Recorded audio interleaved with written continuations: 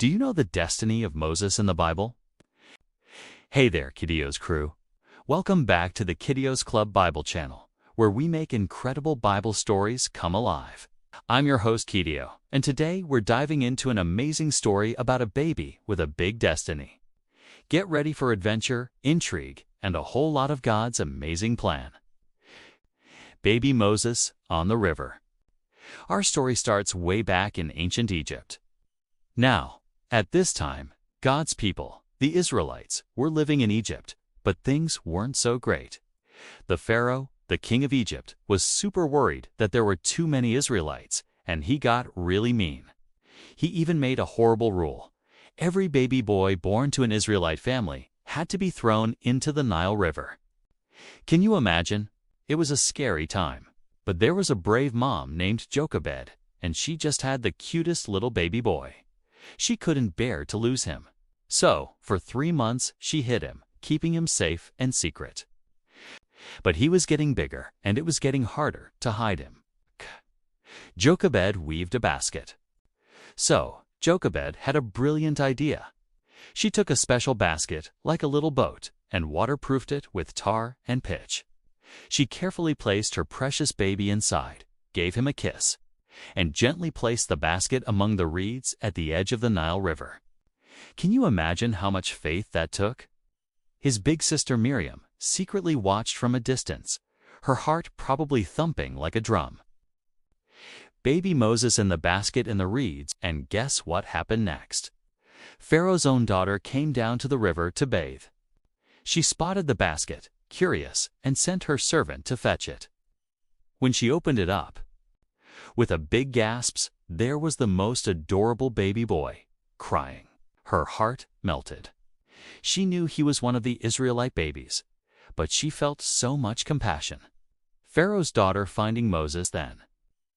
Miriam, the clever big sister, popped out and bravely asked Pharaoh's daughter, "Would you like me to find an Israelite woman to nurse the baby for you?" Pharaoh's daughter said yes. So Miriam ran off and brought, who do you think? His own mom, Jochebed. So Moses got to grow up with his own mother, even though he was being raised in Pharaoh's palace. Talk about God's perfect plan. He was saved. And that's how baby Moses was rescued from the river. Now, fast forward many, many years. Moses grew up, went through some adventures, and one day he was out in the desert, minding his own business, taking care of sheep. And then, something absolutely amazing happened.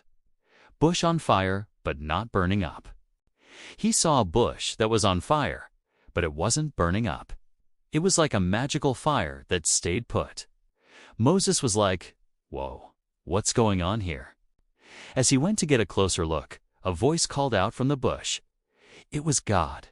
God spoke to Moses and gave him the most incredible, most important job of his life. This was Moses' actual calling from God. God said, "Moses, I have seen the suffering of my people in Egypt. I have heard their cries. And I want you, Moses, to go back to Egypt and lead my people, the Israelites, out of slavery and into a land flowing with milk and honey." Moses looking surprised and a little overwhelmed. Can you believe it? Moses, the baby rescued from the river, was now being called by God to rescue an entire nation. It was a huge job. Moses was a little nervous, saying things like, "Who am I? What if they don't believe me?" But God promised to be with him every step of the way. He would give Moses the power and the words to set his people free.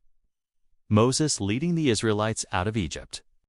So, from a little baby saved in a basket to the mighty leader chosen by God to free his people. Moses' story, that is a wrap for now. If you enjoyed this, please like, share, and subscribe. Remember to stay awesome.